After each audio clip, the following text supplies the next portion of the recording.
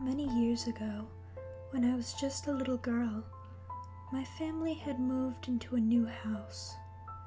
It was much larger than the little apartment we had lived in before, having 3 separate floors and large empty rooms. Being somewhat of a recluse as a child, I quickly claimed the attic for my new bedroom. We immediately began renovations, and within a few months, we were living in the home of our dreams. It was perfect. At least, it was at first. During the first few months of renovations, all was peaceful. But once we were settled into our new home, strange things began to happen. Creaking floorboards, doors swinging open, strange sounds in the darkness, lights being left on, and so on. But soon, these strange occurrences fell into a pattern.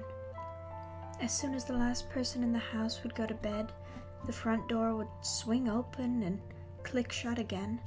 The floorboards in the kitchen would creak. The lights in the hallway would flicker. The sound of footsteps would echo up the attic stairs, and a strange sound would come from the corner of my room. Each night, I would bury my head under the covers and not dare to look at what was happening. But after a while, I began to grow curious, and one night, I uncovered my head and lowered myself off the bed. Of course, I was very little, so my feet made no sound as they sank into the carpet.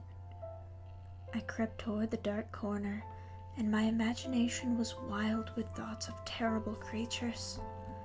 But instead, I was met with an awful odor, which I recognized as cigarette smoke. As I breathed in a breath full of it, I coughed slightly. A being shifted in the darkness as though alarmed by my presence, and then, in a blinding moment, the pale red glow of a match being struck filled the little corner with light. When my eyes adjusted to the light, I saw the face of a man looking at me with a strange, questioning look. After a moment, he puffed on his cigarette and smiled at me.